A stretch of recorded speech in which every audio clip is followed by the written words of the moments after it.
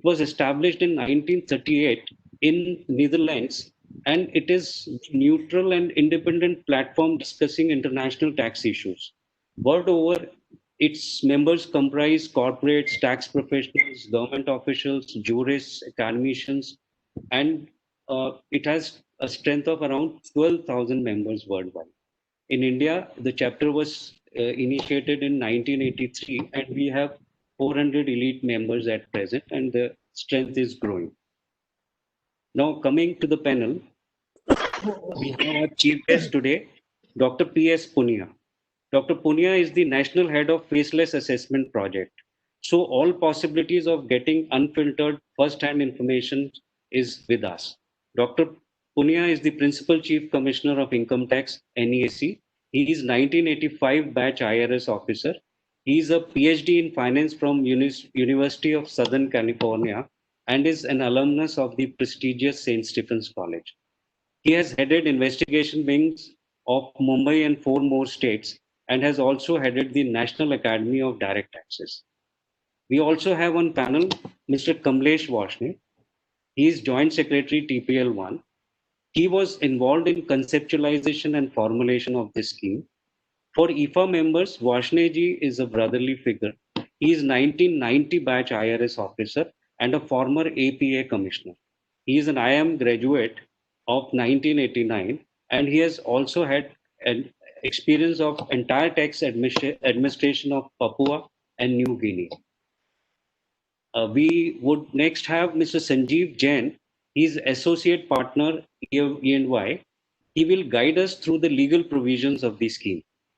Mr. Jain is responsible for advising and handling high-end direct tax litigation in EY. He has over 27 years of experience. In addition to direct tax issues, he advises on international tax issues and on investment restructuring. To represent IFA audience, we have with us today Mr. Mukesh Bhutani. Mr. Bhutani is chairman of IFA India. He is the founder and managing partner of the renowned law firm BMR Legal Advocates. Mr. Bhutani has over 3 decades of experience in advisory services. He has an international recognition. He has to his credit countrywide judicial pronouncements laying down landmark principles of law, bilateral APAs and MAPs. He is often called upon by the policymakers in the Government of India for his advice on direct and indirect tax policy matters.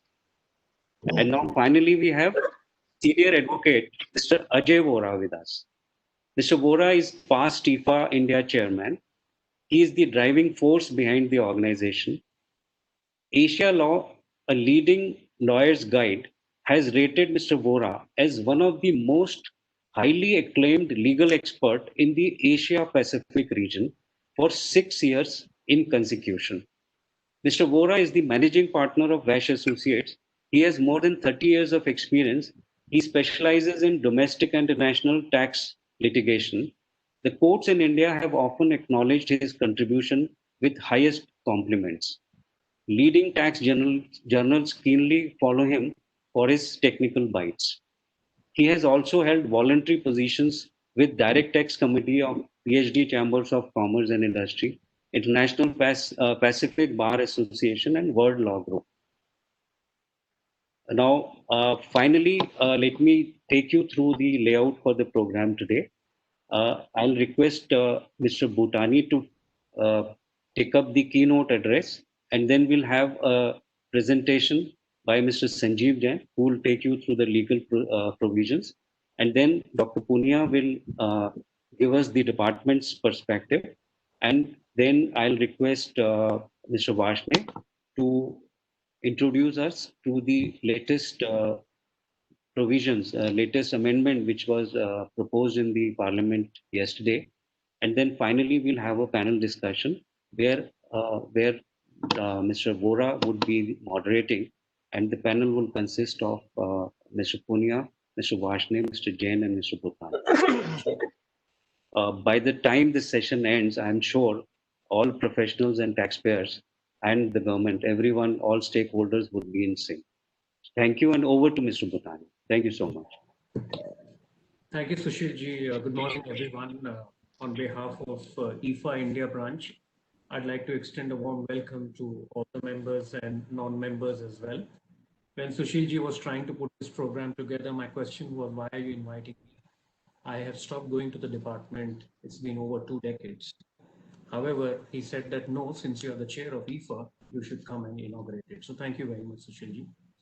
Well, I just wanted to, without much ado, and hand it over to the technical speakers. When I saw the size of the amendment bill that was moved yesterday in the parliament, I actually shuddered and I said whether I should prepare for this session or not, or maybe sound a little bit knowledgeable about the subject. I did not, because it is very complex. And only someone of the brilliance and gravitas of Mr. Vashne and Mr. Punya will help us unravel that. So that is the most important thing I'm here for, to listen to them and learn a little bit about it. Having said that, from a larger policy perspective, just few words I wanted to share with you. Number one, Sushilji mentioned about the important principles of efficiency, transparency, and accountability that this scheme proposes to bring. I think we also have to bear in mind that even before the Prime Minister made the announcement, nationwide announcement on 13th of August, the preparatory works had been there for a long time. The first time I heard the official major announcement was when in 2018, when Mr. Piyush Goyal presented the budget in the parliament, he talked about a huge allocation that was being made for what at that point in time was labeled as the faceless assessment scheme. Of course, the scheme was launched last year. There are some experiences from that scheme which experts will share, and I look forward to hearing from Sanjeev Jain on that aspect as well. Two, three aspects that I wanted to mention. One, the scheme is certainly going to set a precedence in the era of digitalization that we've not experienced in our country, and hence its success would be watched not just by the Indian taxpayers, but also in the global tax arena, and whether this is something that other countries should look at replicating. Clearly, the elimination of human touch between the taxpayer and the income tax department is a welcome change. I'm sure as we traverse this journey, we will come across a host of issues which may be spanning from legal issues to practical challenges, which will be faced not just by the taxpayer, but even by the department to make a success out of such schemes. And more importantly, it will also depend on how the resolution system evolves given the new paradigm for the assessment procedure. Well, it could be too speculative at this point in time to talk about the success or otherwise. Suffice to say, any major policy shift accompanies with itself challenges. Whether those challenges are there, which are teething problems, or those challenges are there, which come across the journey, which were never anticipated when such bold schemes are launched, is something that we need to wait and see. From experiences that we've had in the past, I think the important thing is not that there are roadblocks. The important aspect is how responsive the government is to be able to address those challenges. The pace at which and the minute details with which yesterday's amendment was moved is suggestive of the fact that you have an administration which is responsible to looking into aspects which are critical rather than being addressed as and when the challenges occur.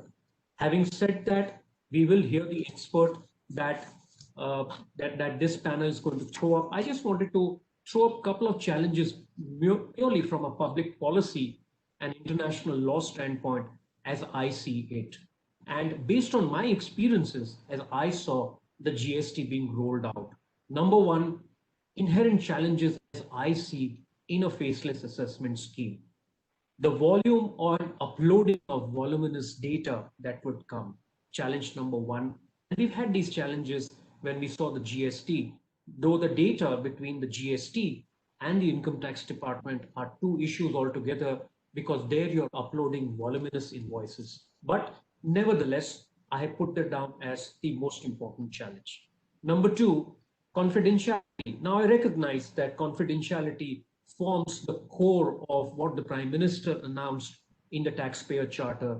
But then if I look at email connectivity and confidentiality of data that gets transmitted to a government agency, whether it's the IRS experience, it's the encryption of data that gets submitted by the taxpayer. So it's not just merely about confidentiality, but in the context of information technology, it's also the encryption of data. Three, proper hearing and ensuring that virtual hearing does take place. I'm not very sure whether these virtual hearings would be recorded, because if it is recorded, it certainly serves as a piece of evidence that's available not just to the taxpayer, but even to the tax department in the future. Technical glitches upon hearing the matter. I am reminded of a matter of a very young advocate on record in the Supreme Court. He made a passionate plea last week. Unfortunately for him, 5 minutes before he was closing the argument, his internet connectivity went away. And to his shock, the Supreme Court rejected his special leave petition. So that's a challenge which will always be there, and I put that as technological glitch. Ensuring seamless and uniform experiences for taxpayers is very, very critical. So how many taxpayers do have that form of experiences? I have no doubt in my mind that you're dealing with a smaller mass of taxpayers. So if I have to just look the 55,000 or 60,000 figures, the first set of e-assessment cases that have been chosen, really the income tax department is dealing with very few taxpayers. And then finally, my favorite, adequate opportunity of being heard. Would there be an adequate opportunity? It should be, but how it is going to practically play out is important. Recording of the proceedings and making available the video conference or video recording to the taxpayer is, in my view, very, very critical. Whilst I am on faceless assessment, I'd just like to make one point, largely from the point of view of a constitutional right. It's one thing to say that the department retains a one-way right to afford an opportunity to the taxpayer for physical hearing. My question is, why is that not right available with the taxpayer? Why can't the taxpayer equally look at that right? Because I say this because at the core of our fundamental principles of the Constitution is not just the right to be heard or right to be given an opportunity, but right to be heard as well. I have no doubt in my mind that technology will facilitate, but I just wanted to flag off this issue as a very important fundamental right, because as I see the scheme today, it's a one-way right to the tax department to afford a physical video hearing to the taxpayer. So with that, let me hand it over to you, Sushilji. I look forward to hearing this with interest, both from the tax administration, particularly the two designers of the faceless assessment scheme, Mr. Varshney and Mr. Punia.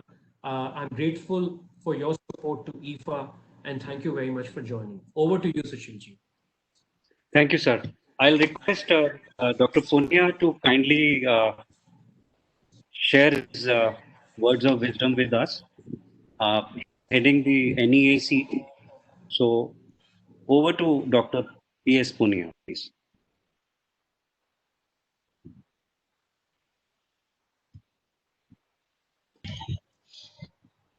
Yeah, good morning, everybody. And I'm privileged to be participating.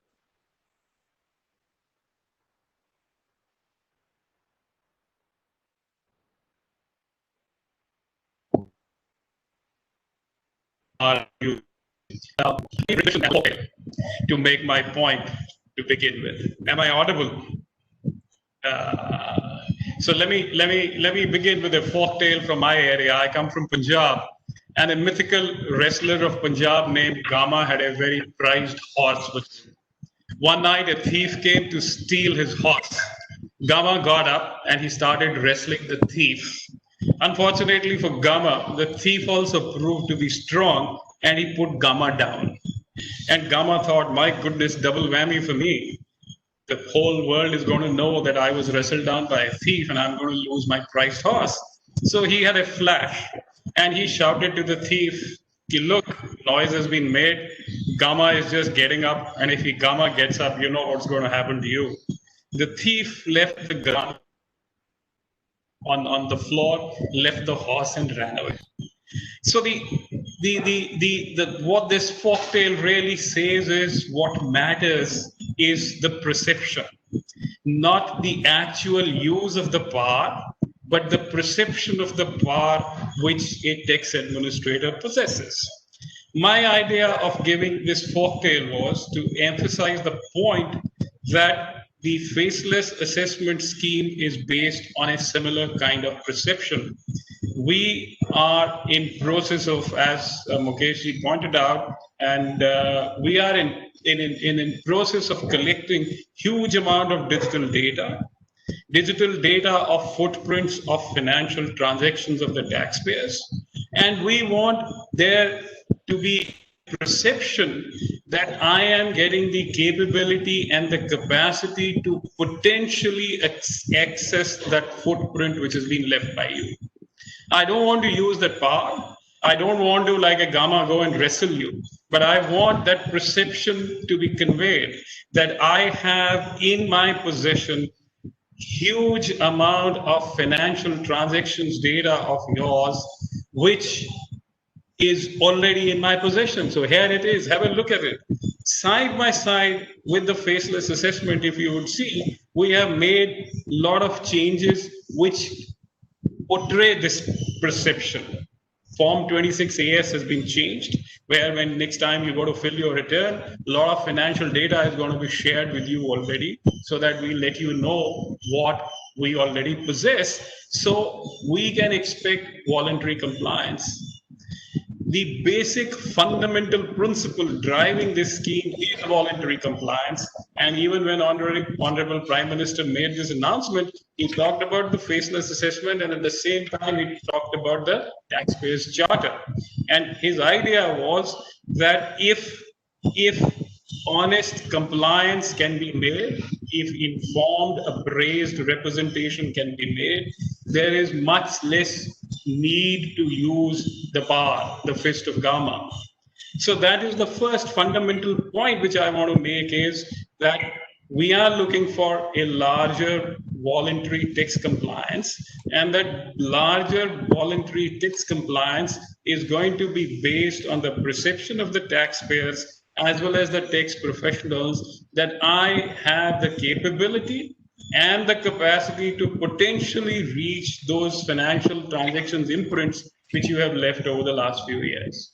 That is the first fundamental principle which I wanted to make, before that I wanted to make. The second is that why are we anonymizing the assessment process? Why are we putting a faceless screen in front of you rather than a person?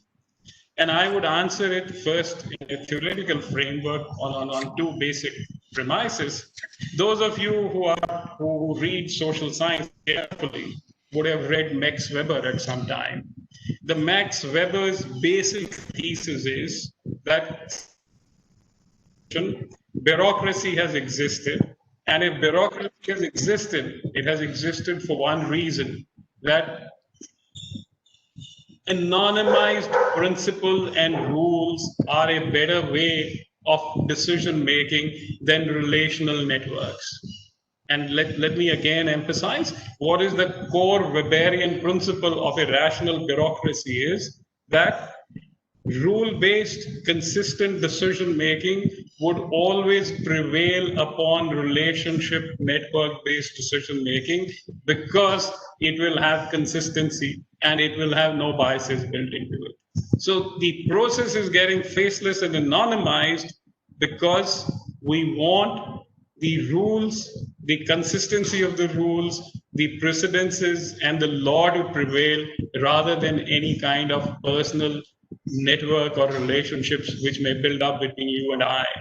And here the move is, I think, very, very bold. We are moving from what in social sciences we call a relationship trust to transactional trust. We don't want you to have any kind of relationship trust with the department, but we want to have a transactional trust that we will deal with data and we will deal with financial transactions rather than persons per se.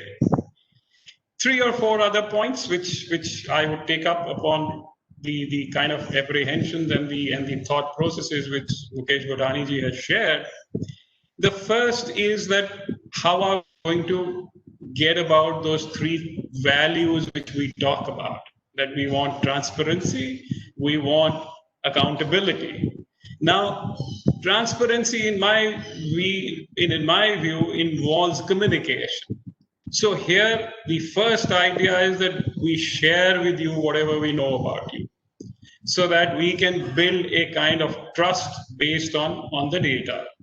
The accountability bit is emphasized in the scheme because the accountability has now been given to a group rather than to an individual. Our experience teaches us, and I'm sure your professional colleagues and taxpayers have had the similar experience, that we have had a lot of decisions which people felt consistent based on the data which was there before everybody. So what we have done is that we have dispersed the distribution of the data among a team so that the team can take a considered decision and that decision making remains consistent.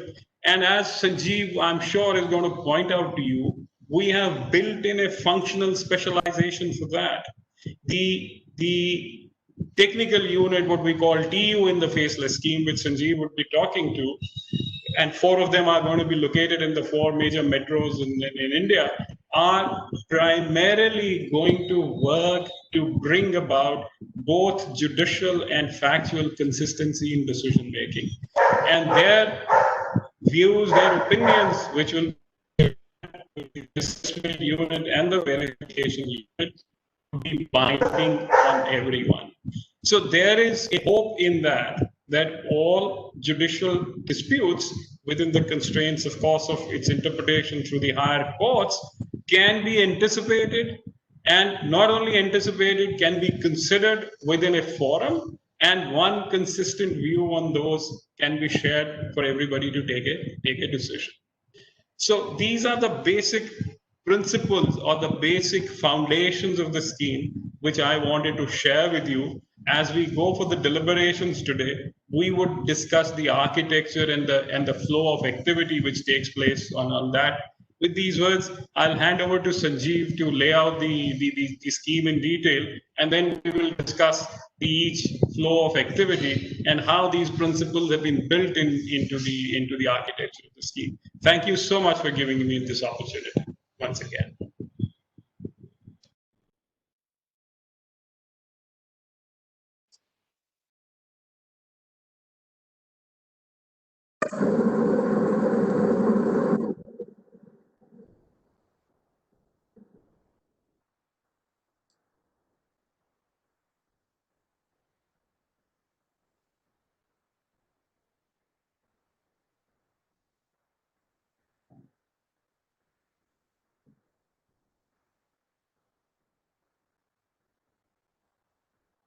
So thank you very much, sir. And now I will take you through the faceless assessment scheme, which was introduced by the Finance Act 2018 by the introduction of subsection 143(3)(a), 3(b), and 3(c), which took everybody by surprise that because there is no such comparable available in the world that such kind of scheme is there. But the things got more clear when the e-assessment scheme came in 2019, and now which has become part of the finance bill which has been introduced. So as Punya sir said, that the objective was to bring efficiency, transparency, and accountability by eliminating the interface between the taxpayer and the tax office. So what now, I think earlier, all scrutiny assessments, proceedings, reassessment proceedings, best judgment assessments, including all pending assessment as on 13th August, were covered under the scheme. But I understand, and we'll understand from Varshney sir, I think in the new bill, now all, even the 197, DRP, 263, 264, they will be made faceless over the period of the time. So in the current scheme, which stood as yesterday, so there is a National E-Assessment Center, which is going to be a single point of contact between taxpayer and tax department. Then the National E-Assessment Center will select cases and allocate such cases to the assessment unit as per the automated allocation system. And it is very heartening to see that more and more the softwares and the systems are being incorporated in the tax office. All the notices will be sent electronically, uploaded on the tax portal as well. While the personal hearings are not allowed and allowed only through video conferencing in some cases, document and technical submissions will be updated on the tax portal in the digitized form. The exceptions which were left till yesterday were the assessment in case of central charge and the international tax cases.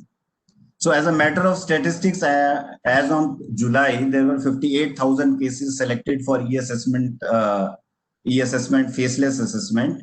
About 8,000 cases were disposed without making addition, and only very few 300 cases were sent to the review unit. And we'll see the function of the review unit a little bit later. So it looks like this, that there is a National E-Assessment Center. Then there is assessment units. I understand 95 assessment units, 35 verification units, 20 review units, and 4 technical units will be there. And the key features of the scheme remain that no human interface.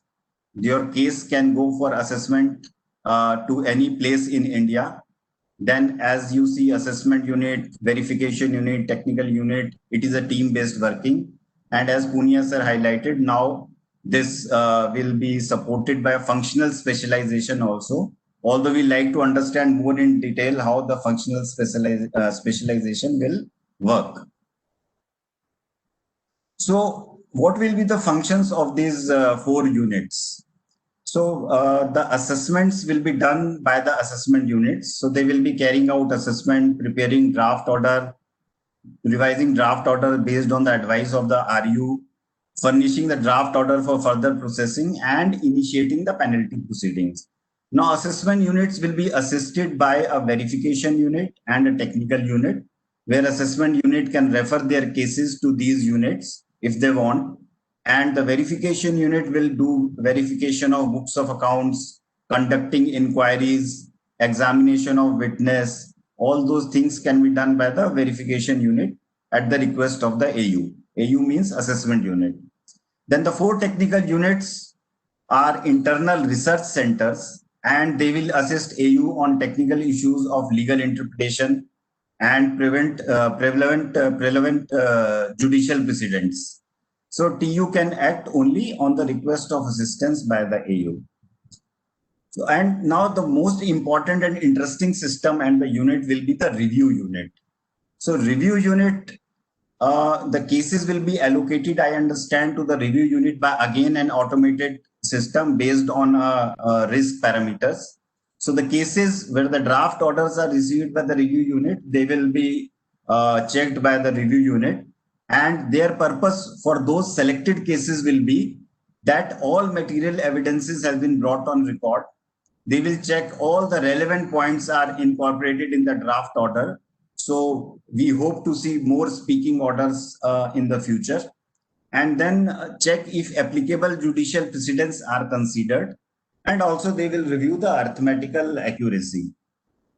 So with these kind of units, I think there will be a team-based assessments as we saw in the Act. Just to very quickly take you through the process, how it will work for you. So NEAC is the unit which is going to issue the notice for assessment, specifying issues for selection. Then taxpayer to respond within the stipulated time. After that, NEAC will assign the cases to an assessment unit through an automated process. Assessment unit can request further information, and NEAC can ask for information from the assessee. And assessee may provide that additional data as required. And if it does not provide, then it may receive a notice for 144 best judgment assessment. And if he still does not respond, then the NEAC has the power to request to the assessment unit to pass a best judgment order. Otherwise, in normal case, the assessment unit will prepare a draft order, and draft order will be sent to the NEAC.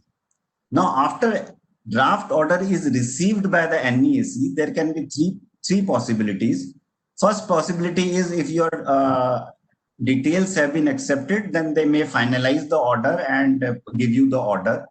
Second possibility can be that if there are some modifications proposed by the assessment unit, they will give you an opportunity of being heard. And after considering your representation, they will pass the order. But in the third case, where on the risk parameters and automated allocation system, review system, they send it to the review unit, then the things become more interesting, that the review unit will again review the order for the functions which we discussed a little while ago. And if they are to propose any further modification, they will send it to a different assessment unit. So that's also very interesting, that so there is no biasness, and transparency and fairness is there. So fairness is there. So they will send it to a different assessment unit. That assessment unit, and the word used are suggestions, that they will give suggest modifications. So I presume that that may not be binding on the assessment unit number 2. And then NEAC will forward suggestions to the assessment unit, and then they will, if they accept some modifications, they will give us an opportunity of being heard, and then the order will be completed. After completing the order, all the records are supposed to be transferred back to the jurisdictional assessing officer. I will skip this because we have discussed this.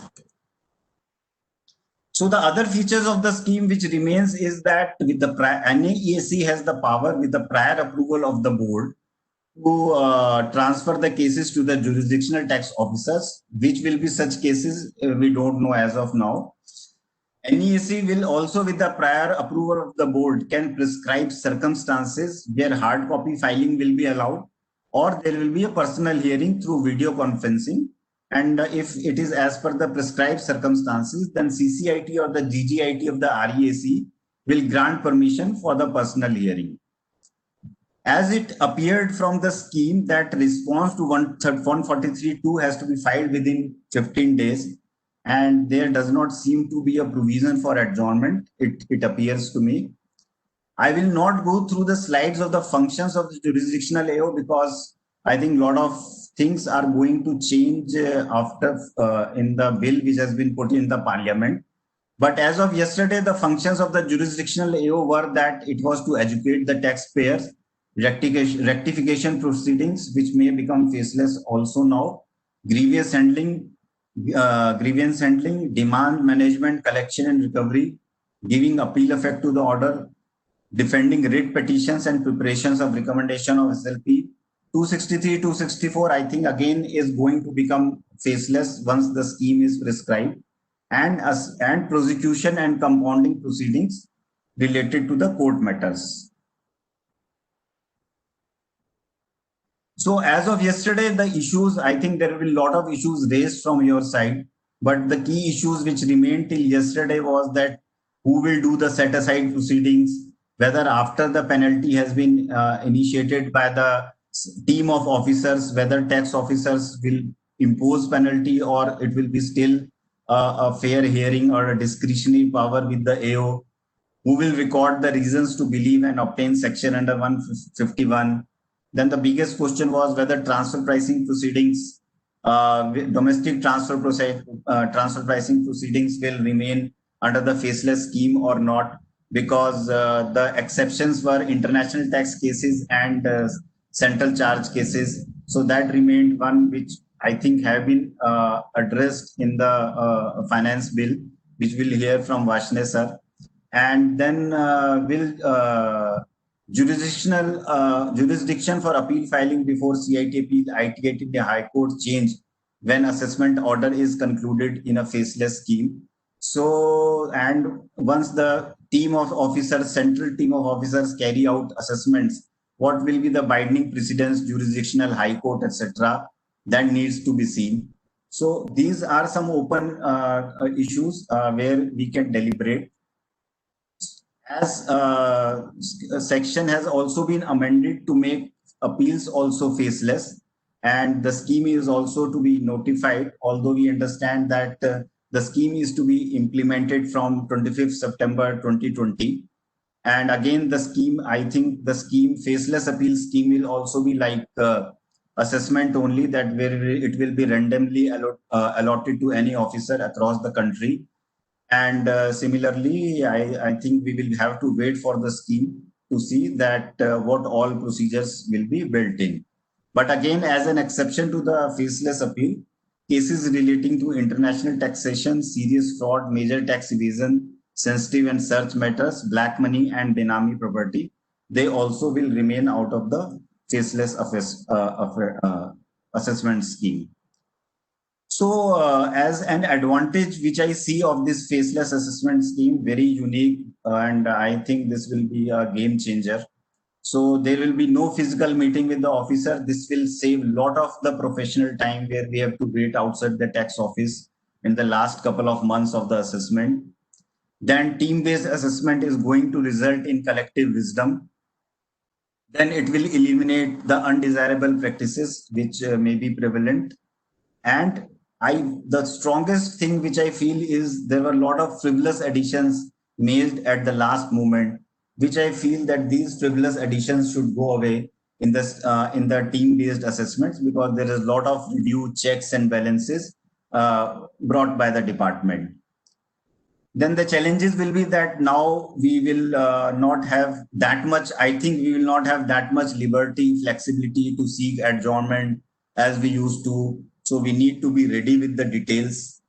And considering the human intervention will be absent, and a lot of things we used to explain by way of personal hearing because the data can be voluminous, that will go away.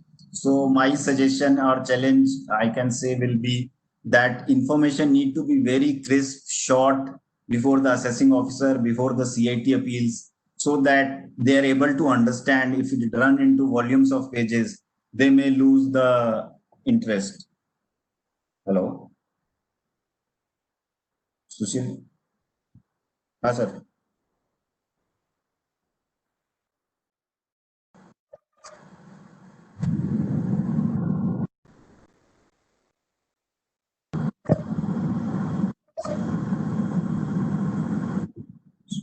Am I audible? Yes, sir, you're audible. You're audible. Yeah. So just and so there will be very less scope for explaining tax positions, and one thing which is not related to faceless assessment, but I think now the department has gone as collected, has coordinated with CBIC and various other government organizations. So we need to be ready with the reconciled data so that which we in the faceless assessment, which we may not get much time to address such kind of reconciliations. So with that, I think I end my presentation, because that's more on the procedural part, and I hand it over to for further actions. Thank you, Sanjeev. Thank you so much for a wonderful presentation. And I'll request Mr. Varshney kindly to take over and apprise us of the latest developments that were introduced yesterday. And then we'll immediately switch over to the panel discussion. Over to Varshney. Thank you, Sushil bhai. So let me just, Mukesh bhai had touched upon one point which is very relevant. He gave an example that hearing was going on for SLP admission, and because of power outage or internet failure, the council was not able to complete his pleading. So this is a very relevant issue, and if from the audience, those who are sports lovers will recall what happened to the India-Russia final in the World Chess Olympiad, basically, and that was very, pertinent, because first time I saw that so many Indians were watching online. If you see on Samay Raina YouTube channel, about 90,000 Indians were watching online that final between India and Russia. And suddenly we saw that Nihal Sareen, who can never lose on time. I mean, that is one thing we know about Nihal Sareen. He's a young 17 years old boy, but he can, under time pressure, he can beat anybody. I mean, even if he has 30 seconds left to complete the match, because the rules are when you make a move, you get 5 seconds plus. So he is so fast that even if he has 30 seconds left, he cannot lose. And suddenly we saw Nihal lost and Divya also lost. What happened? And then Humpy, suddenly 15 seconds were taken from her time and she was under time pressure. She also lost. And we were shocked what has happened. And then we realized that there was an internet outage. And we lost 3 matches because of the internet outage. That means we lost the World Cup. And I was watching with my son and we said, now nothing will happen. Of course, we came to know that India lost, protest immediately, everything happened. But we knew what had happened in the tournament before. In the league match, our captain Vidit Gujarati and our world number 2 women chess player Humpy, they had internet outage and they lost. But that was a league game against Mongolia, and it didn't affect us much because later on we defeated China and we topped the group. But in quarterfinal also Armenia, same thing happened. What happened with us happened with Armenia. So Armenia lost the first round against us. Armenia lost a protest. It was rejected. Armenia conceded the quarterfinal against us. So knowing that background, we thought that we have lost the final. But finally, after 2 hours, and everybody was logged on to that YouTube channel even for those 2 hours. Finally, the DG of World Sports Body came on that YouTube channel of Samay Raina and announced that India and China are joint winners. So why that happened? Because you see the purpose. What was the purpose of everything? If you analyze the game, Deepti and Nihal both are winning. When they lost the game, they were both winning. Actually, they were in the winning situation. And if at that point of time the trophy had been given to Russia, a wrong message would have gone to the world. The purpose of promoting the game throughout the world, the purpose of making this, under COVID situation, an opportunity came to watch this game online, and World Chess Board is trying to promote this game so that it becomes more user attractive, and that would have probably, wouldn't have been in line with that objective. So if we see our objective, suppose we are having a teleconference with the taxpayer and suddenly there is a power outage. So can we say that we are going to hold it against the taxpayer? Probably not, because what is the purpose?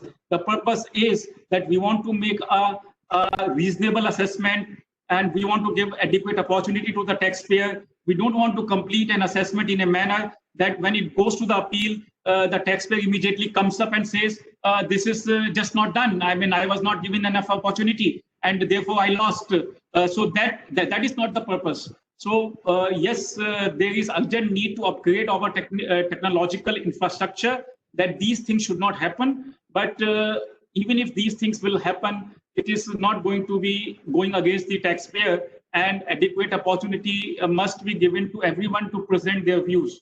So that is the point I just wanted to take on that. And now coming on to the amendments which happened for assessment scheme earlier, then what amendments which have been proposed by the finance minister yesterday in Lok Sabha. If you see everything, the thrust of all these amendments are, can we bring efficiency, more efficiency into our process?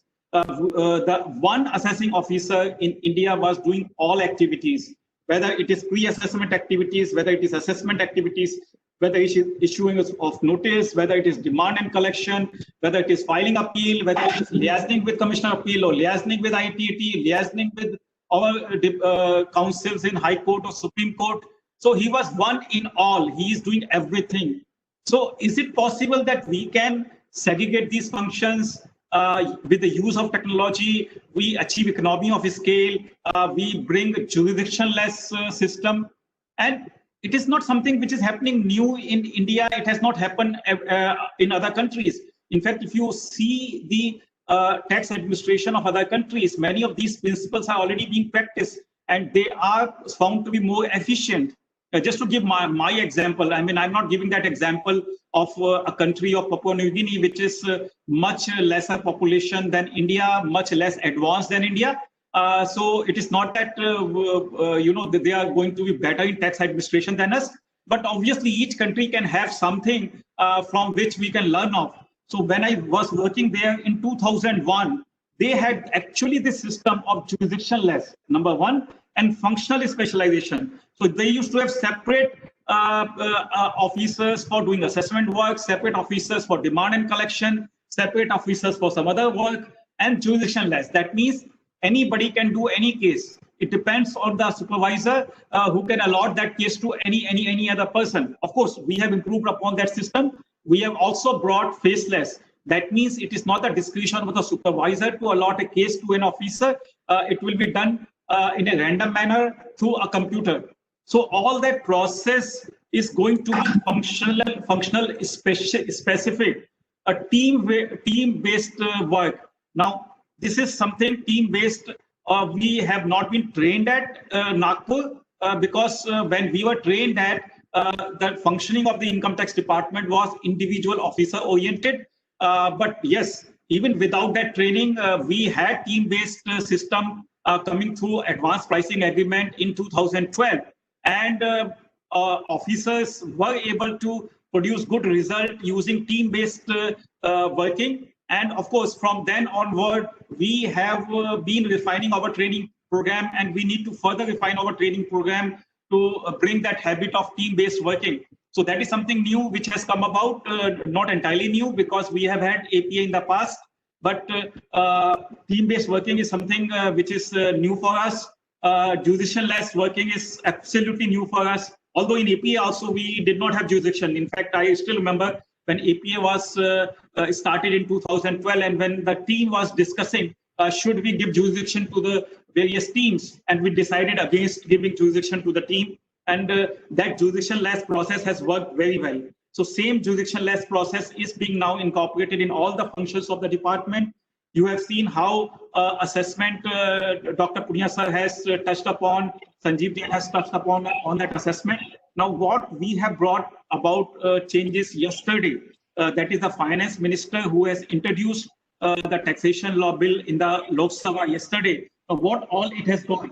So basically, virtually almost all functions of the department, we have taken, the government has taken delegated power to prescribe schemes for all these functions. First of all, transfer pricing assessment.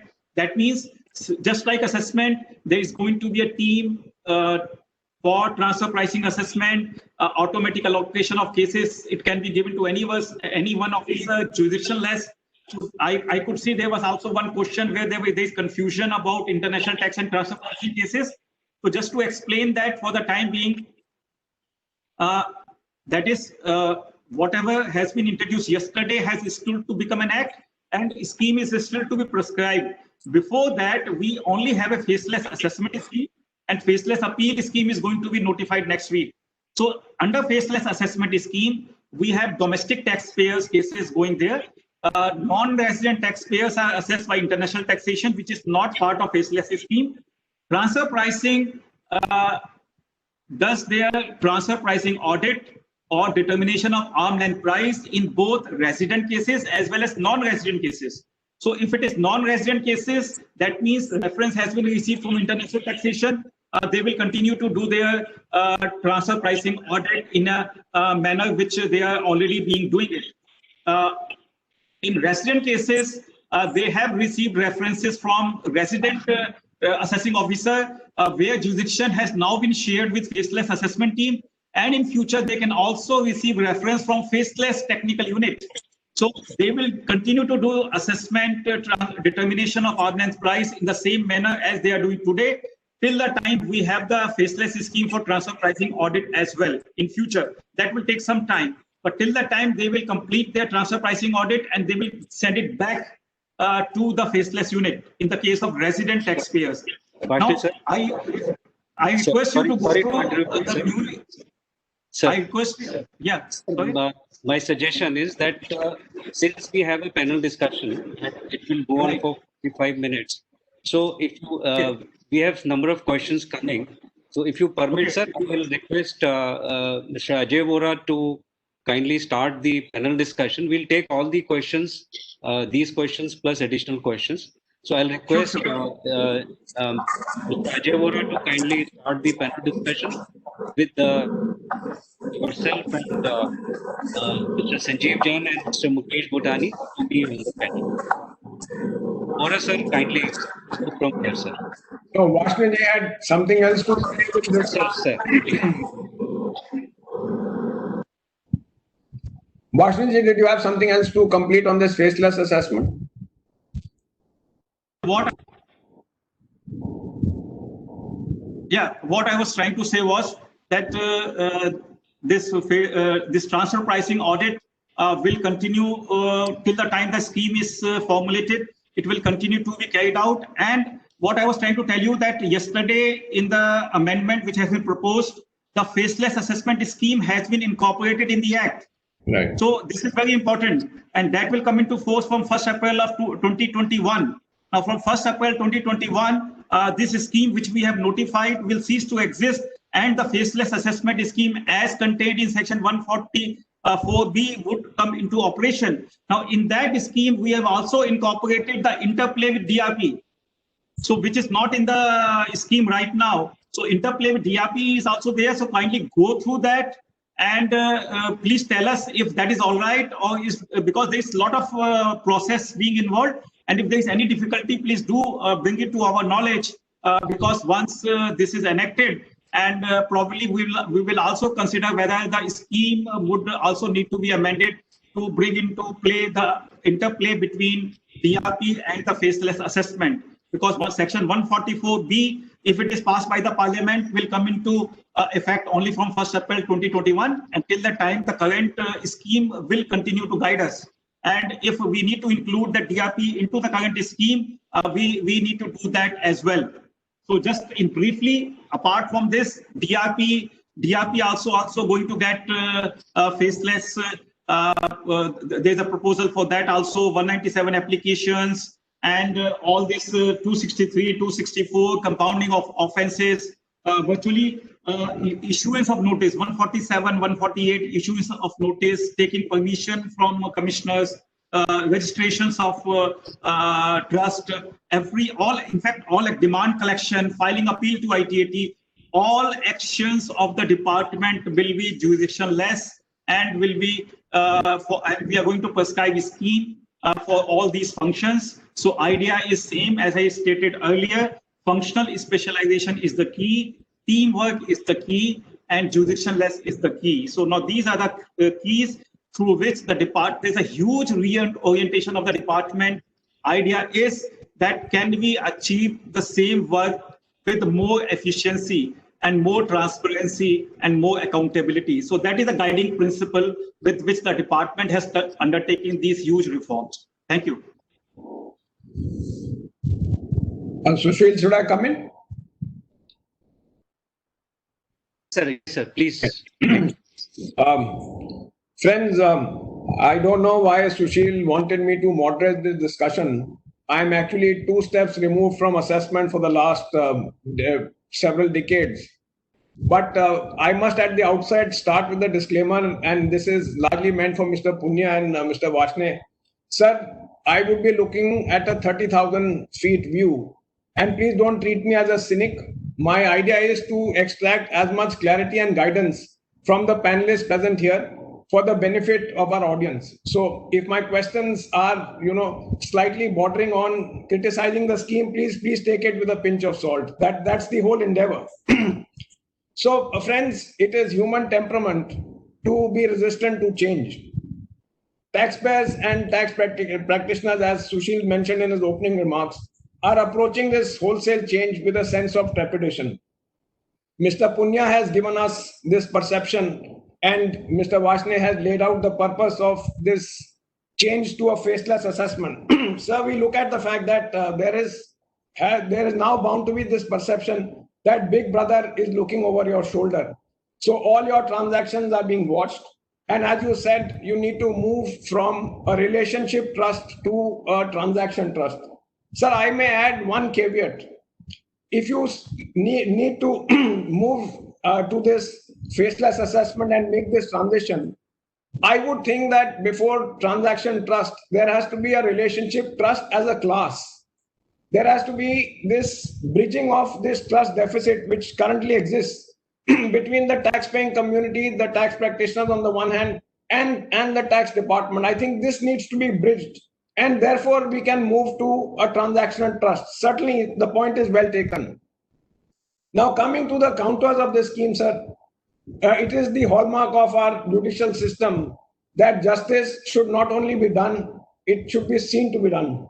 And in a lighter vein, I think one will possibly not see justice in this faceless mechanism. So, sir, here my first question to you would be that what is the level of preparedness in the department? There is bound to be interaction between the different units that you mentioned, the assessment unit, the review unit, the technical unit. Now, there has to be close coordination between the different units that function. The National Regional Center, I think, is almost like an automated clearinghouse, receiving a query, automatically transporting it to the next. It's like you're dialing a toll-free number and being told, press 1 for so-and-so, press 2 for English language, and hold on as our operators are busy. I hope we don't come to that situation. So if you could respond to this question of the level of preparedness and the coordination between the different units that are going to be part of this faceless mechanism. So Mr. Punya, Mr. Vashni, anybody could respond to this question?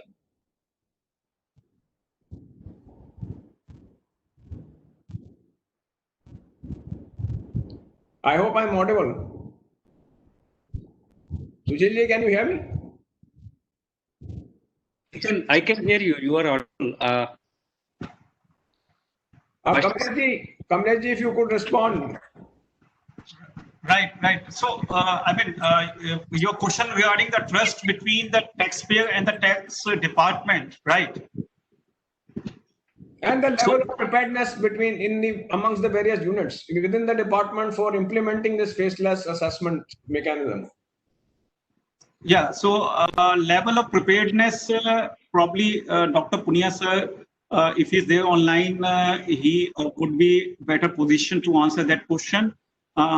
But so far as trust between the two departments, between the income tax department and the taxpayers are concerned, in fact, if you see, this scheme has been implemented to have that kind of a trust, because idea is what is happening right now. Right now, the problem is there is a biasness. There is a biasness towards the faces that we know.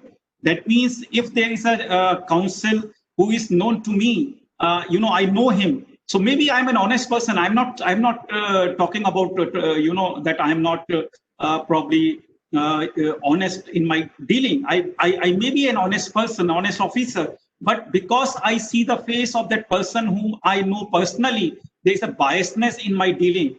Which is not correct. I should not be biased towards anyone, and therefore, can we remove that biasness? So if we go for jurisdictionless, faceless system, it is basically to achieve that fairness, and that fairness is essential because a taxpayer who is sitting there, he knows that my assessment is going to happen on merit and not because I know a counsel who knows Mr. Kamlesh Vashni.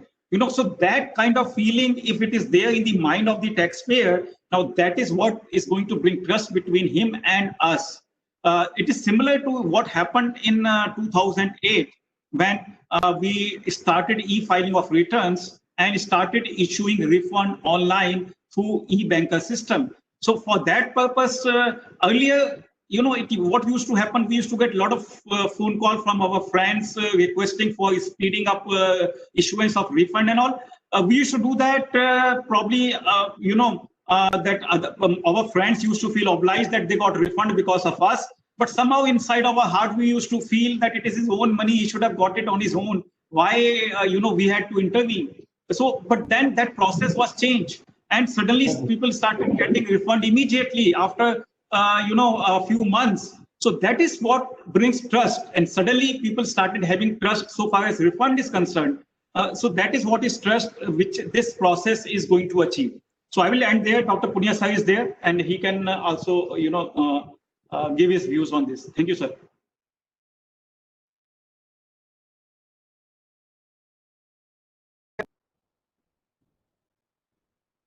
Sir, when you talked of this refund, I'll wait for Dr. Punya to come in. But when you talked of the refund, again, this is so selective. And I think what needs to be done is ultimately to bridge this gap wholesale so that this deficit does not remain at all, whether it be with reference to 80% of the transactions or 100% of the transaction. We need to come to that level. That's my submission that needs to be done. And we'll wait for Dr. Punya to come in. But in the meanwhile, I will move on to the next issues that I seek to raise. Much of this system, sir, is sought to be based on the data that you have, the mining of data based on artificial intelligence. But my submission is that artificial intelligence cannot replace human intellect, especially when you come to cases of taxation and you come to nuanced issues that arise on a day-to-day basis when we seek to implement the complex tax laws. So I hope this does not replace human intellect. That's only a suggestion.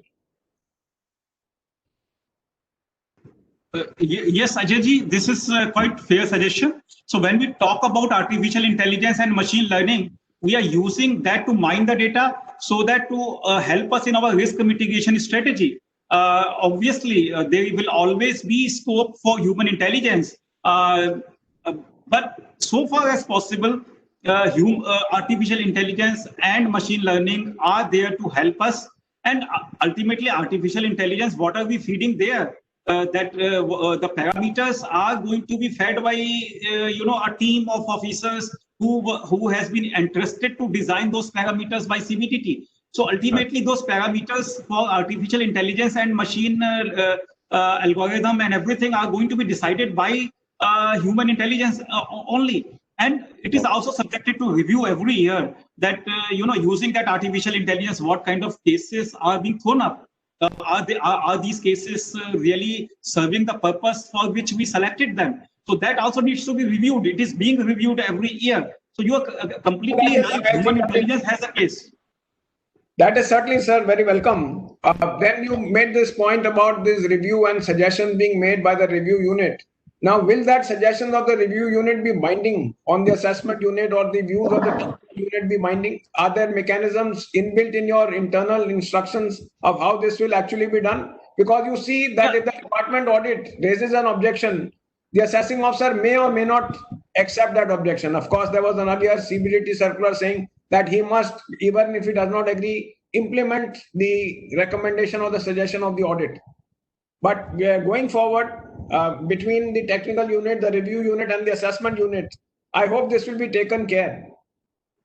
So review unit is part of the process. If you read the scheme, review unit is very much part of the process. So that means there is an assessment unit which goes to the National E-Assessment Center. National E-Assessment Center has a risk management strategy, can assign that case to review unit.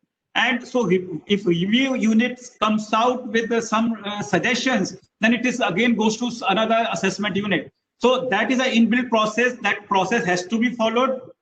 In case review unit raises a red flag, that process needs to be followed. Technical unit, it is not given there. So technical unit is only in advisory capacity as far as the scheme is concerned. But as we have been interacting with the various stakeholders like you and everybody, probably suggestions are also coming that can we have a kind of a position of the government on any legal issues, so that equity is achieved, and the taxpayer is also aware that if he takes this position, this is a position which is going to be taken by the tax department. So these are the issues which we need to further examine, that whether we can have a kind of a position where revenue department can give his position on a legal view, that this is a stand we are going to take. so that can guide the taxpayers in deciding their legal position. So these are the issues which are going to be, ultimately the scheme is going to evolve, this is the beginning, and ultimately the final objective is to reduce litigation. Yeah. I would think refinements will come in as the scheme rolls out and is being put into practice. If we have Mr. Punya, would you like to make some comments? I think we've lost him. So I'll move on. Sir, our basic judicial philosophy and jurisprudence revolves around adequate opportunity of being heard. And the principles of natural justice, orderly alteram partem, is an essential bedrock of the justice delivery system. Mukesh, I think, coined a very good phrase in his opening remarks, a one-way right of being heard. Mukesh, do you think that the fact that the law does not provide for the taxpayer to be given due opportunity of being heard at every stage, will this kind of...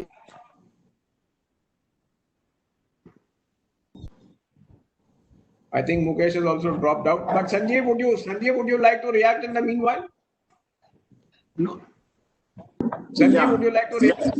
Yeah. So I think the way the scheme is drafted, I find that only in 143(2) there is one opportunity for 15 days.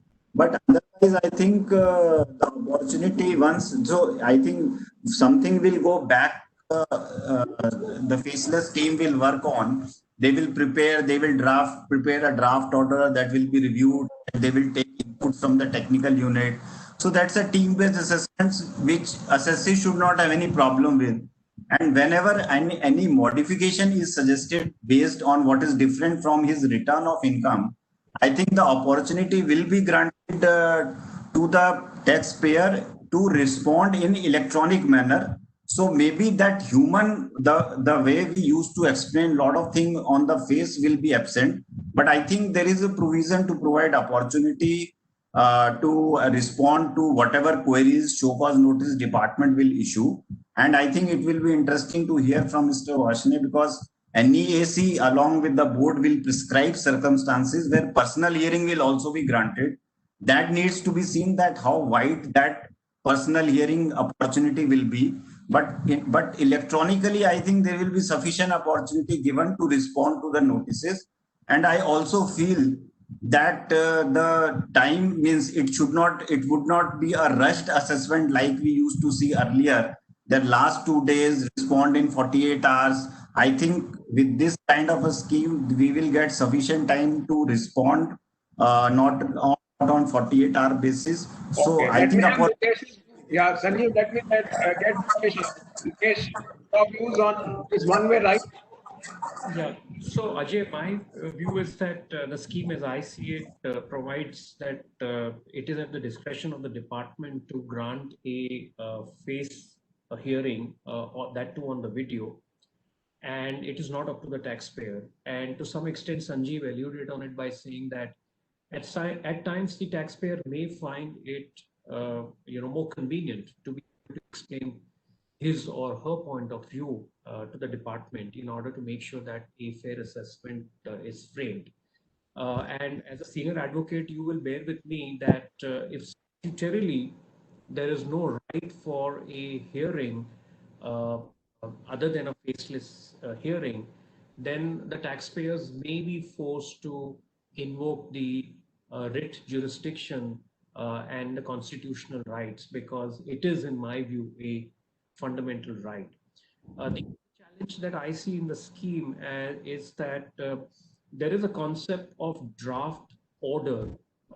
Now, that draft order is not draft order as we understand in the current scenario, where draft orders are subjected to a review by the DRP in a 7-month period. Now, this draft order can be changed because the SSC kind of just still gets a right to represent his view. My view was that rather than making it a draft order, why don't you make it a show cause? The reason being that once a order becomes a draft order, psychologically in the minds of a civil servant, it does play out that how do I now reverse the draft order of another civil servant, particularly when that another civil servant is faceless himself and it has gone through the verification process and it has gone through the judicial process as well. So I don't know what Mr. Varshney's or Mr. Punya's view on that, but I just see this to be creating a little bit of friction in the overall scheme. And Mukesh, this draft order is not going to be served on the assessee. This draft order is internal. So this will move from one unit to another unit.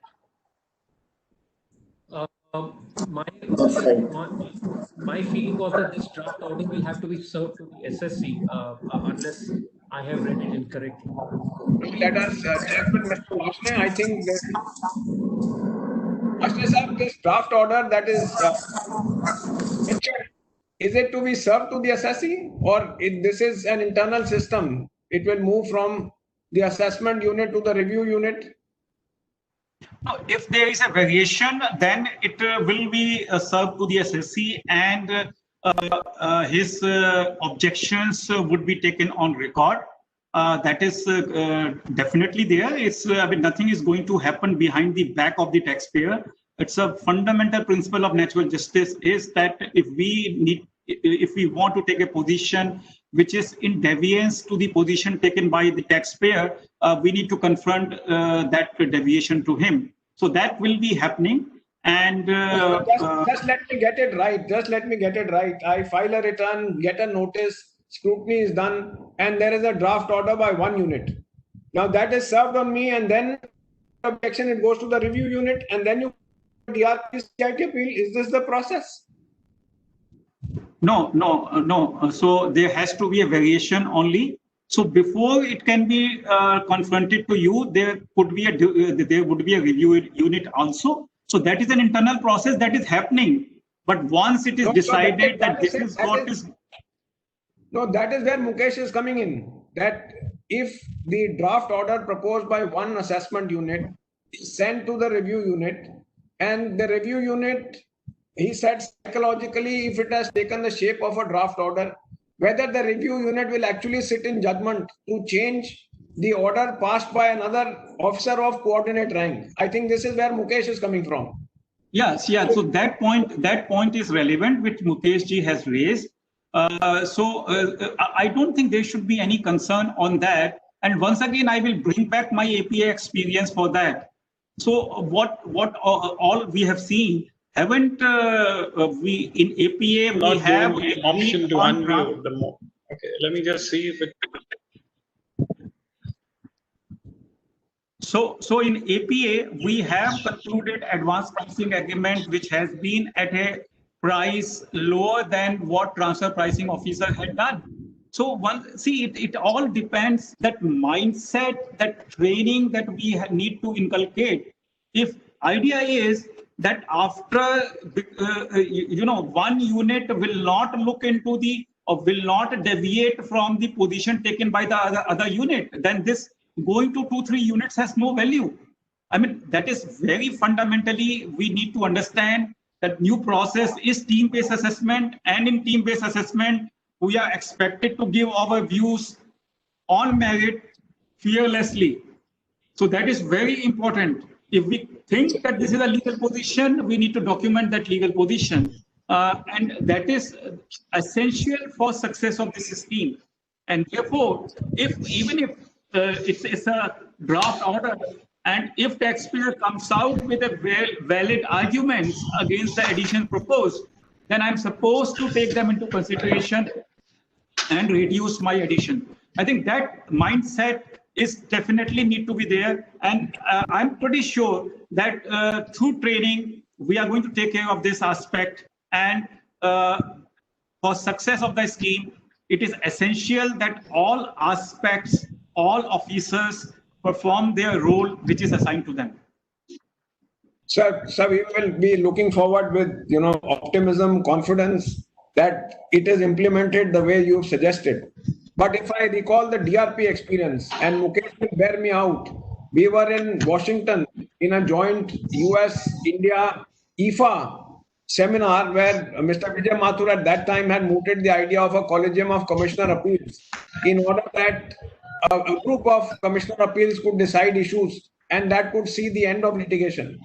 That came in the form of the DRP. Now you also know and we also know how DRP is a failed experiment.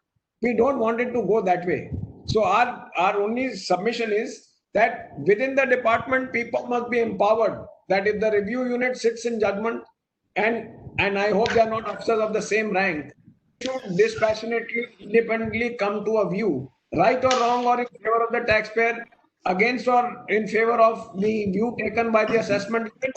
They should, as you said, fearlessly decide the issue, having regard to the facts of the case and the position in law.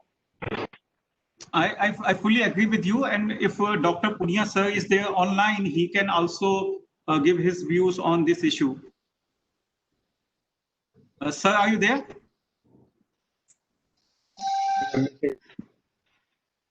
So the other thing, sir, that while we wait for Dr. Punia to come in, the other view come in, sir, come in, please.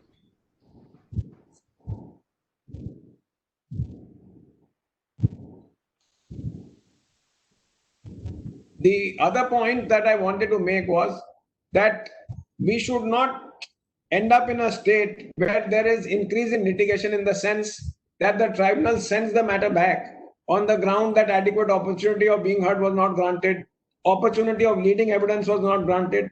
The department did not put the assessee to notice to show cause why a particular addition or disallowance should not be made, and things of that kind.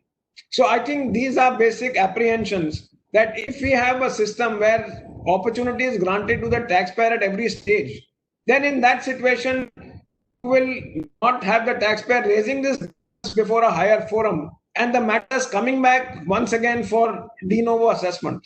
I think this is the point that I wanted to project. Let it not become, sir, a televised TV debate on a channel where it is only the anchor speaking and the anchor will be the tax department where the other people are shut out. Sir, you are on mute. Sir, unmute yourself, please. Yeah. Yes. Fair point, Ajay. Absolutely. I mean, the opportunity is required to be given to the taxpayer. If we are going to take any adverse position, then of course he has the full rights to counter that position. Mukesh, any comments on this? No, fair point, Ajay. Ajay, if I may just raise one very pertinent question that we have whilst Kamlesh, whilst we are going through this transition of faceless assessment, and maybe this will be of interest to you because this topic is again close to your heart. Our experience has been that people. Am I audible now? Is it that I? Yes, sir. Yes, sir. Yes, sir. You're audible now. The practical situation now is that people who are opted for the Vivad Se Vishwas scheme, they are unable to get the certification by the department because the field officers and the jurisdictional commissioners are saying that due to the faceless assessment scheme, there has been an en masse movement of files, and as a result of which they cannot verify the information and give it. I don't know what your views are. I know it's a slightly unrelated topic on faceless assessment, but you know, Vivad Se Vishwas scheme is close to your heart. So Mukesh will take this up. I'll park this and we'll have Dr. Punia come in. Sir, I hope you have heard the deliberation thus far. We would like your comments to enlighten our audience.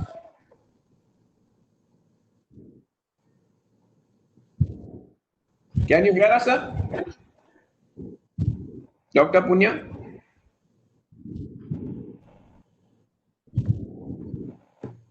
I think we've lost him again. So I think I'll move on in the meanwhile. The emphasis in this be on the written word versus the spoken word. Now, the fact of the matter, Varshney sir, is that this is going to be implemented across India. And in order to make an effective representation in writing, you not only need grasp over the subject, you need command over the language. Now, you also know the spectrum of tax practitioners across the country. and if we give it only to the submissions in writing, are we giving them a fair representation is my question. And are we limiting the representation only to English language, or are you opening the medium to any other regional language? I think let me answer your second part first. Of course, Dr. Punia sir, on that vernacular language, there was a question on that earlier, and Dr. Punia sir had replied to that. Sir, are you there?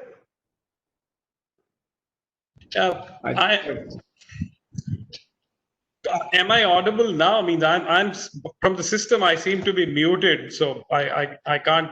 Sorry, we can hear you. So sir. let me hear you. Okay. So let me react quickly to all these situations. Probably it's a bandwidth problem in my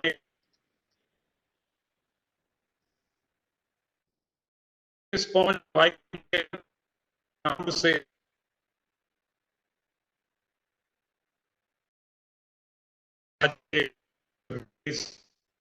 And yeah, the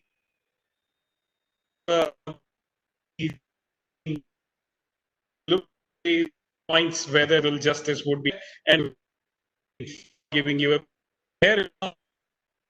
there is going to be adequate opportunity given through video conferencing.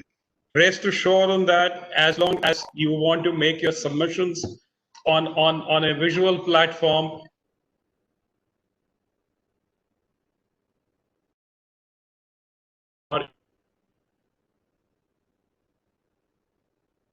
there is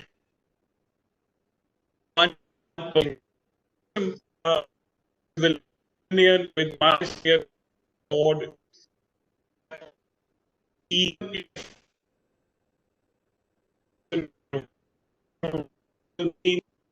natural will be the area that is that how would you upload those voluminous things on the system? System has its limitation. One of the basic premise of this scheme is that we are moving away from dispute on issues to points of dispute. It is a data-driven system where the questions which are going to come to you are going to be relatable to particular financial transactions. Once again, our expectation is that those old roving inquiries where a large volume of data needed to be filed with the department would not happen. And we are retraining our manpower on a very big scale on this aspect. So what with the taxpayer is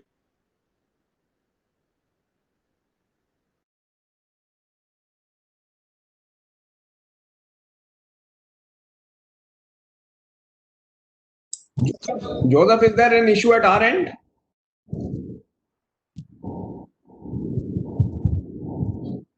I don't know. No, sir, there is no. I think it is bandwidth. There is a bandwidth. I'm on mute. Am I audible again? Because Yes, the system keeps on muting me as and when it feels like. So that is the second point which I could gather from what the conversation was going on. The other aspect is the misgiving which is there, that will the officer be bound by what has been put up in the draft assessment order? There is a provision of a show cause notice also in this. Our idea to give a draft order was that you have an opportunity of answering whatever is being put up in the order which is being drafted. And the scheme provides that if you have objections against that draft assessment order, at the if those are substantial issues which you are raising, it is going to go to a new assessment unit. And the new assessment unit will not have those territorial owners which Mukesh Bhutani so well articulated, that we are civil servants by training and we will follow what we have once made up our mind on. So the scheme does provide for taking into account your objections and giving it to a new person to apply his or her mind, to come up with what we think would be a justified assessment order. The another aspect which I think needs to be emphasized for all of us is that, look how the system is devised. Every officer's action is leaving an auditable trail. What was difficult for me as a supervisory officer before was to pinpoint who's the person who has deviated from the set norms.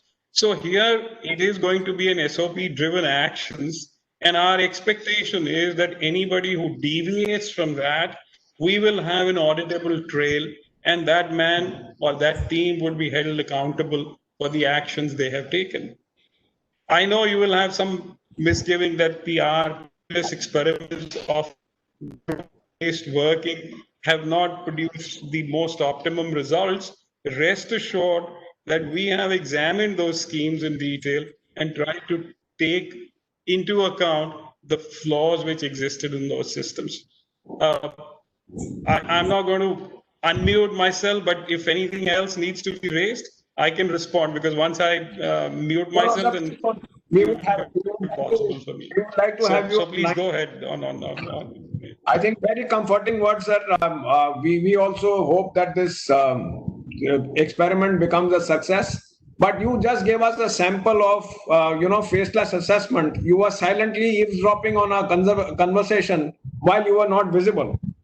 So I think this is the big brother effect that people need to now understand. And I have been advocating this for very long, that like in the US, why do people voluntarily comply with the law?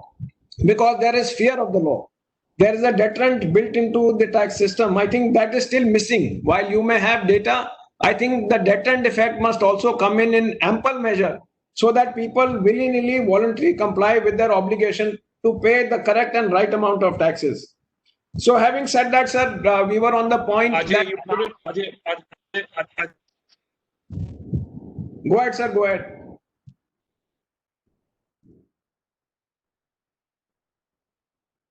Sir, your experience, we want to know now on the written word versus the spoken word. Now, Sanjeev said that the information that you need to give has to be crisp, to the point. While we were studying, sir, and Sushil knows that, as students, we would tend to fill up as many answer sheets in order to impress the examiner that I seem to know too much about the subject. But if we were to give that voluminous kind of reply to the tax department, I am not sure whether that would be gone through in minute detail. So what is your guidance to our audience here? Should the submission be voluminous, or should we confine ourselves to precise, concise submissions? As they say, brevity is the soul of wit. So what is your view and what is your suggestion to our people? Ajay, in fact, you are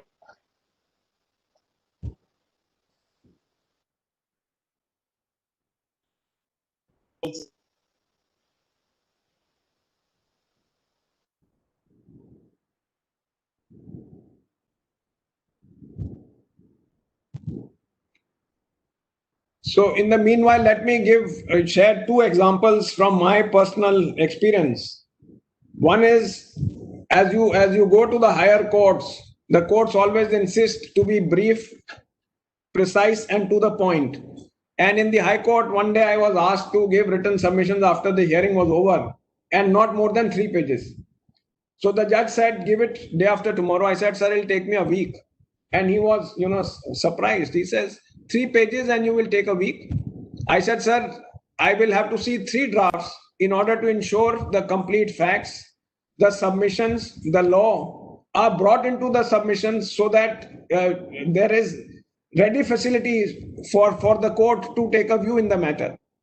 So this was one example where the kind of homework that you will need to do now in order to ensure that submissions that you send to the department contain the gist of your facts, your legal position, and the arguments that you seek to contend.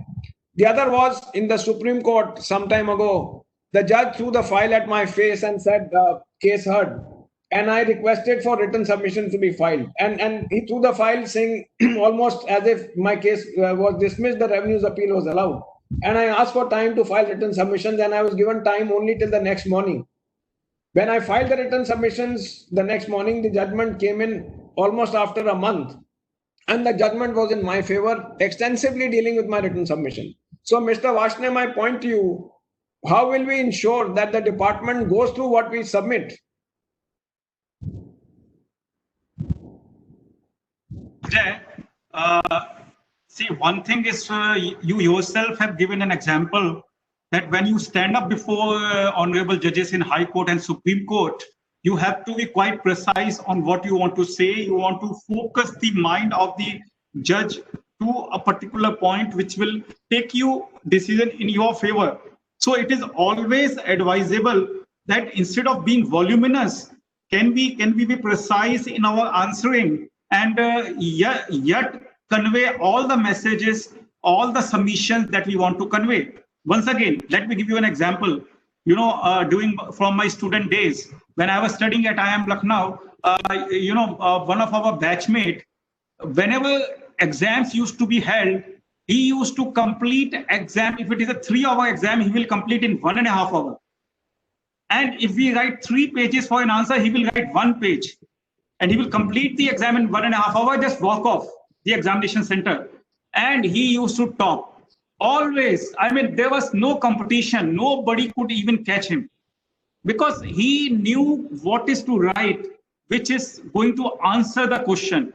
And always, you are in legal profession, you know that ultimately those lawyers are successful, those who can hit the nail right in front of honorable judges. Just because they have limited time attention, if you can draw their mind to exact point which is going to give your decision in your favor. So that skill is also necessary, going to be necessary now. Voluminous submission, if that case is reported, then we don't have to upload that case. We just give a citation of that case, and officer is expected to, if he has not already read the case, then he's supposed to go to the internet or go to his library and read that case. So, it is very essential, always necessary, as I have said earlier, that now it is a time for a professional accountant and not quote unquote efficient accountant. I think, Mukesh, your views on this? No, I think I can resonate with what Mr. Varshney just talked about, with what Mr. Punya said earlier, that the whole training and orientation of the field officers is going to change. And, what is the outcome today we see, or rather I hear, I don't see it because I don't experience it, about high-pitched assessments or the officer asking irrelevant questions. That may perhaps go away. Because if the data analytics of the department is throwing up information and the officer is expected to focus only on those specified transactions, then right from the start of the assessment, you are getting very focused. And I would imagine that the manner in which the written submissions are made or the manner in which the appellate process is handled will again be focused on those transactions. So I continue to be optimistic. One area, Ajay, which is unclear to me, and perhaps Mr. Varshney or Mr. Punya can shed some light, is that now that the field officer is now, responsible for recovery and he's not doing the assessment function, how will the targets of these officers who are supposed to be recovering the demand determined? So one thing is to say that he does not have any motivation to do a high-pitched assessment to raise the demand to meet the targets. But the other aspect still remains, that he still has targets. How do they fulfill the target? So one is talking about the objectivity with which the assessment has been done and the demand has been raised. But the second is that there is a target now with this officer who doesn't even do the assessment. Now, how does he go about in a judicial manner to be able to recover the demand is something that is not clear to me.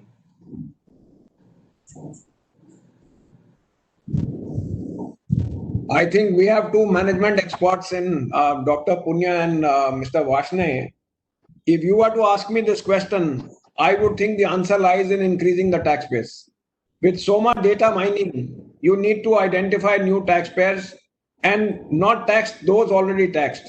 In fact, our entire energies are focused on people who are voluntarily filing their tax returns. And if you look at it at the end of the day, after the Supreme Court decision in a particular case or in the entire sequence, you have only 5% incremental tax that is recovered by the department, in addition to the advance tax, TDS, and so on and so forth. So Mr. Varshney will, enlighten us on this issue. I would think that the answer only lies in bringing more people into the tax net.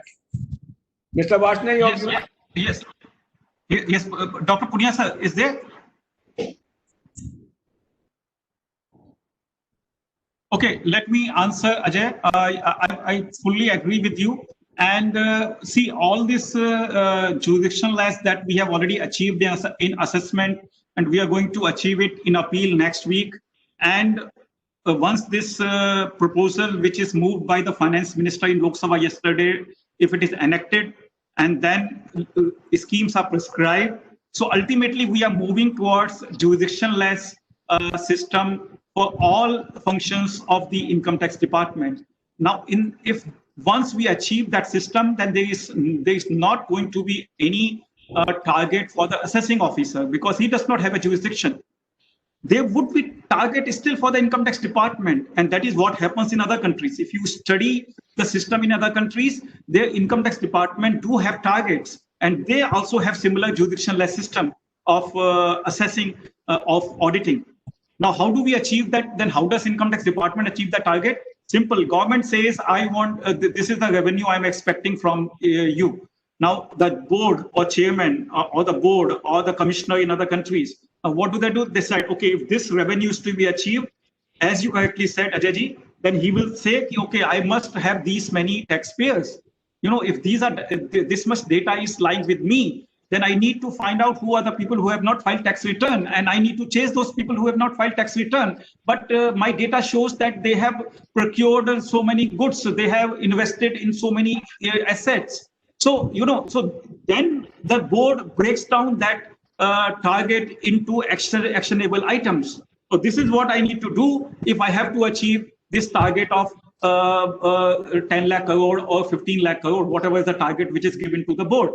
So this is a system how you break it down instead of giving to the individual assessing officer. So that will not be happening, but it will be actual actionable items to increase voluntary compliance, to increase tax base, and to achieve the target through these means.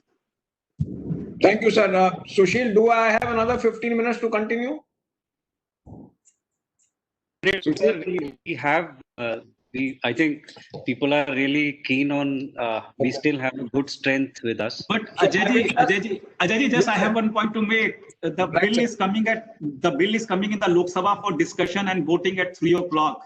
No, I need to preserve my energy. Also, you have been, and let me tell our participants, these questions were not shared with us. So Ajay is sending bouncers, and hooking the bouncer requires a lot of energy.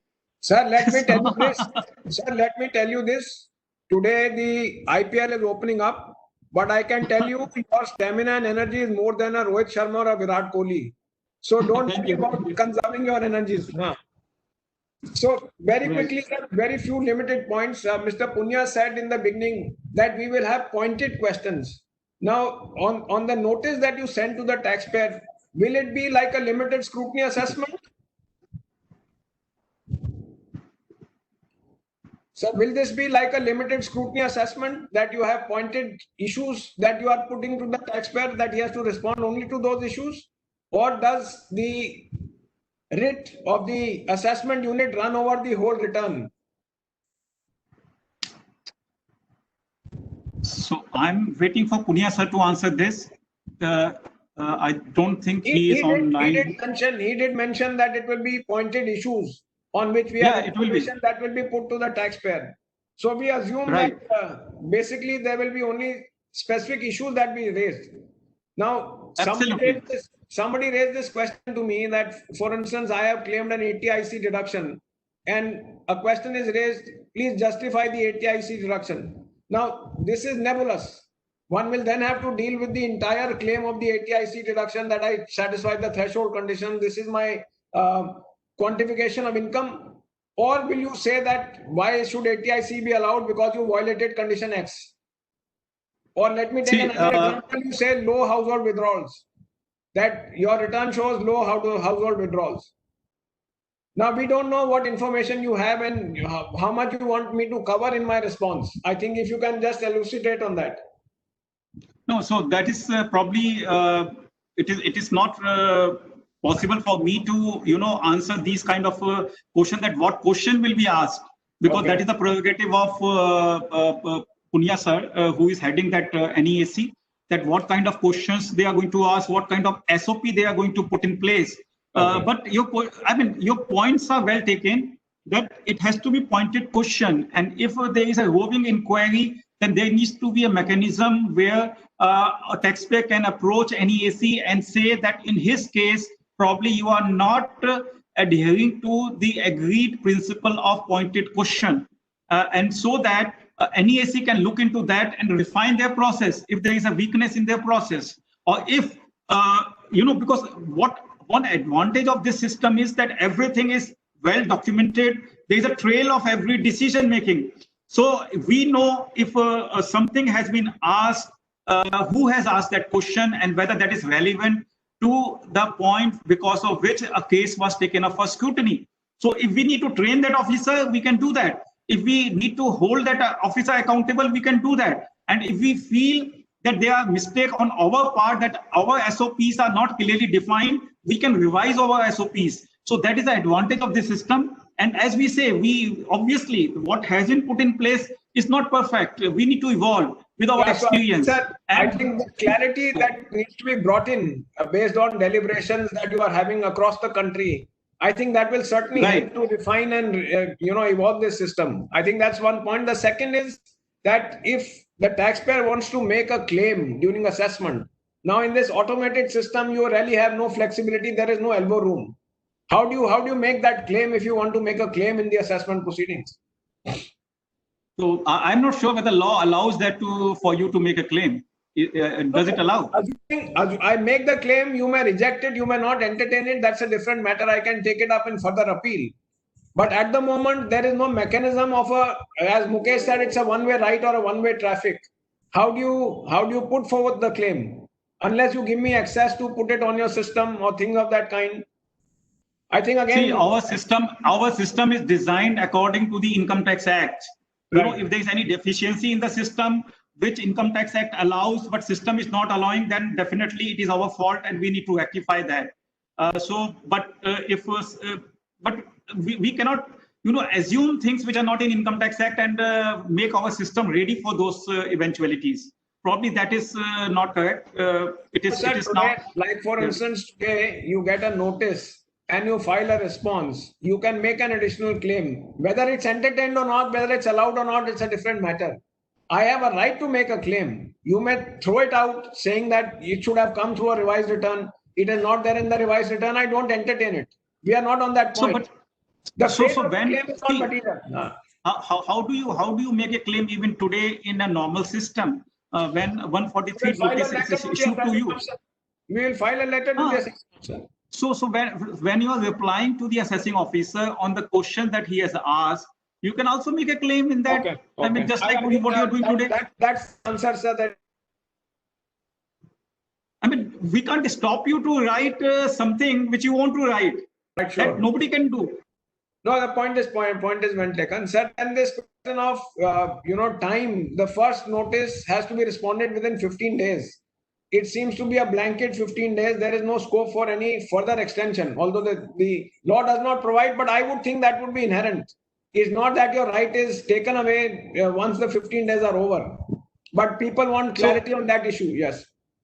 So that question was answered by Dr. Punia sir in some other conference, that SOPs would certainly take care of all these issues. The purpose is not to deny taxpayer his inherent right of being heard.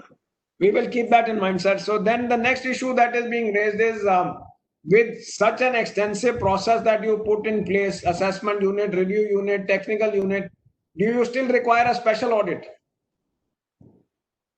Although No, that audit by C&AG would still happen. You're talking about 142 2A audit. 2A, yeah. To Yes. 2A audit. Yes, yes, definitely. Because there we need the help of expertise accountant. I mean, that expertise is not available in-house with the officers. And therefore, that utility of that accountant would still be needed. Okay. So then I think Dr. Punya mentioned about consistency and rule-based decision making. So we would assume that these technical units across India would be coordinating to come to one view of the department as a whole, except where there are jurisdictional high court judgments. I leave that for the time being.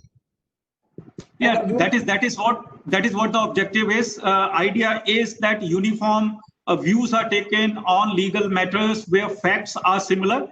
Uniform views are taken, and it's not that in one case I take this view, or in Delhi I take this view, in Mumbai I take another view. So, except what you said, I mean, idea is that uniformity is ensured so that all taxpayers are treated similarly in similar circumstances. So that is the objective. Right. So the next issue is how do you determine which is the high court to which you file an appeal? I read that ultimately the order will go to the jurisdictional assessing officer, who would be responsible for thereafter all matters under the act other than the assessment. So I would assume that. So Ajay, we don't file appeal against the order of the assessing officer. So the taxpayer will file appeal against the order of the assessing officer, and he knows the jurisdiction. What is his jurisdiction? That means which CIT appeal he will file. And in any case, in next week, you will have even that is going jurisdictionless. So CIT appeal is also going jurisdictionless. No, I am not on the first appeal. I am saying to the High Court, when you eventually need to file an appeal. Right. So you will have an answer to that once we come out with a scheme for CIT appeal. And, sir, assume today I am being assessed in Delhi and I get a notice from where I don't know. Now, can I take a position that this particular issue, the High Court, the jurisdictional Delhi High Court has ruled in my favor or has taken a particular view? Now, whether so it depends. It depends whether we have accepted the Delhi High Court decision or not. If suppose that apart. No, ultimately, like you said, it will be jurisdictional less. I am today in Delhi. Right. Now, tomorrow, can you say that Delhi may have taken a certain view, but Bombay High Court has taken a different view, and therefore we follow the Bombay view? I think that's where I'm coming from. No, so once again, even in normal assessment process where we before faceless assessment, even if we have lost a case in Delhi High Court, suppose software as a royalty is an issue, and I am the normal assessing officer in Delhi, normal assessment, not faceless assessment I'm talking about. And Delhi, we have lost in High Court, Calcutta, Karnataka, we have won. But doesn't matter because the Delhi High Court judgment we have not accepted, and we are in Supreme Court. So therefore, in my assessment, I am going to still take a view that it is a royalty. That's a normal practice. So what you are saying is relevant for CIT appeal. What you are saying is relevant for CIT appeal. No, that is understandable. My only point is that so far as, like you said, it will be jurisdictionalness assessment. I presently have jurisdiction in Delhi over my assessment. Now, tomorrow, will it be that I have an all India jurisdiction, or will my assessment still be governed by the Delhi High Court? That was the short point. No, your will be governed by Delhi High Court. So naturally, when your appeal goes to CIT appeal, then that CIT appeal will be guided by Delhi High Court. So I understand. So basically, what you are saying is, when you say jurisdictional less assessment, you are saying any officer in India can make my assessment. I am not knowing, I can't go forum shopping. I am not therefore to be governed only by the assessing officer in Delhi, but so far as my assessment is concerned, it will be governed by the law declared by the jurisdictional high court, which will be the Delhi High Court, if I can put it differently. My assessment can be done by any officer? Yeah, sure. Again, on for a short while. Let me just kind of give you the way we conceptualize the technical unit. The technical unit is being evolved as a back office decision maker for me, where we try and build up consensus on issues.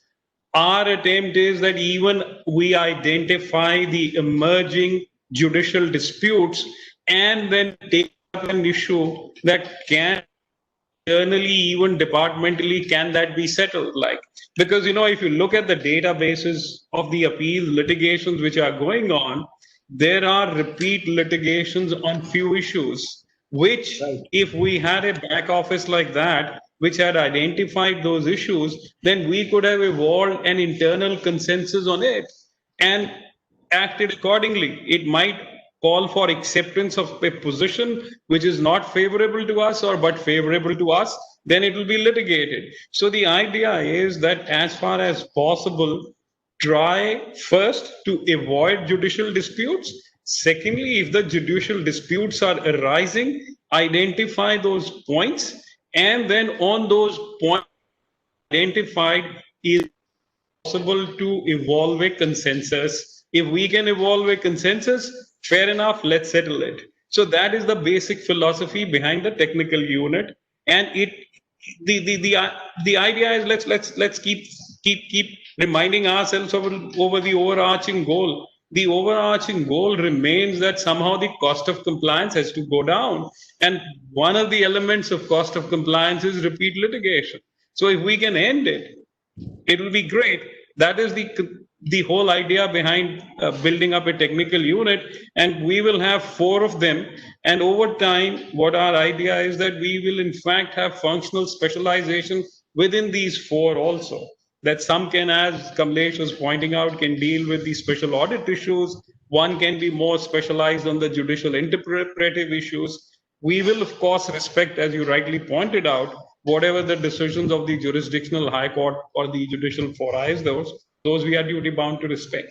Thank you. Thanks. You can carry on. Well appreciated, sir. Very well appreciated. And I think the point is well taken and well understood.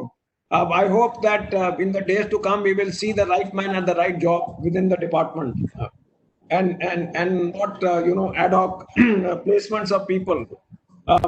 So, sir, I think Mr. Vaishnav mentioned about the amendments made yesterday in the taxation laws bill.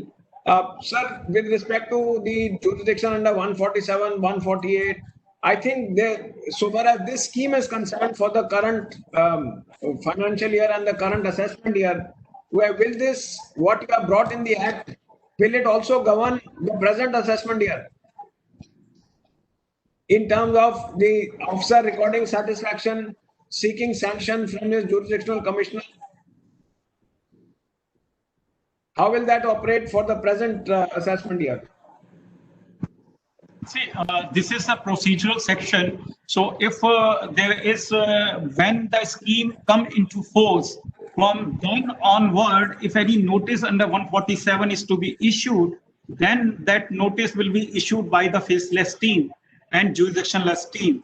So when we issue the notification, we will also tell that from which date this scheme will come into effect.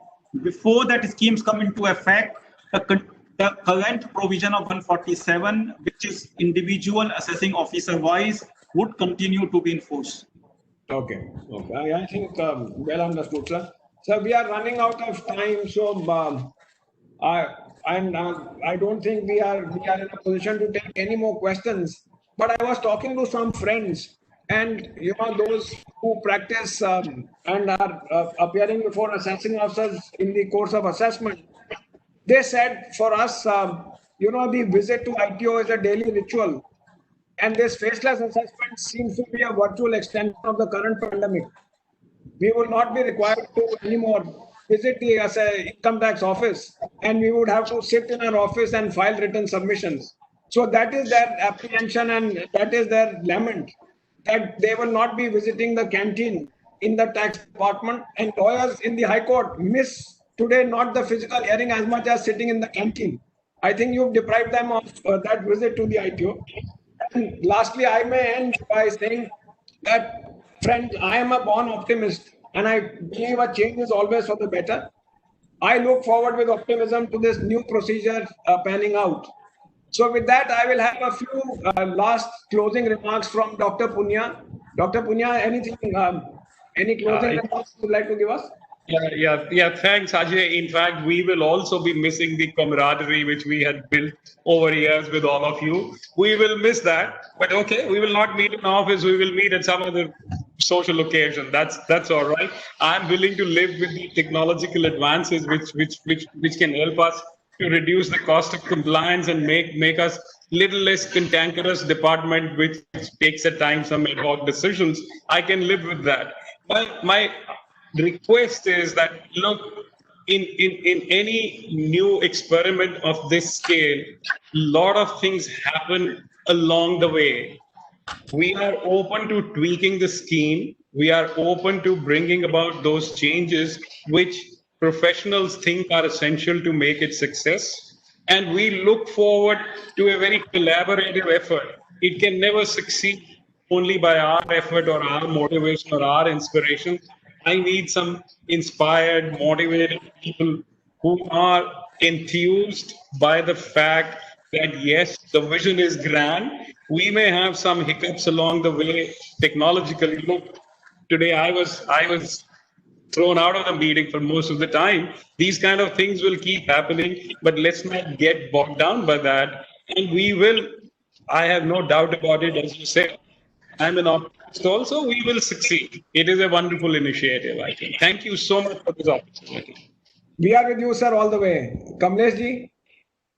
I think Dr. Punya sir has very well summed up everything. The department is quite committed to bring a huge reform in the way we are currently assessing and performing all of our functions. And it's a huge expectation that with the cooperation of the taxpayers and tax consultants, we are going to have a better voluntary compliance in our country and less litigation.